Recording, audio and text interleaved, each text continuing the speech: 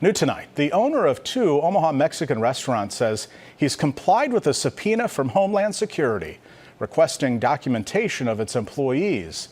The owner of Fernando's said in a statement that they have fully cooperated and the results may impact their operation. In a Facebook post, owner Mitch Tempest says the subpoena resulted in some workers' departure and could affect business hours and service levels. He adds that updates will be posted on the website and social media channels as they handle this situation with, quote, the utmost sensitivity and respect for the involved individuals. Tempest went on to say no raid was conducted at the two locations and that no employees have been arrested. He said some valued employees who provided documents that did not pass the subpoena were terminated as required by law.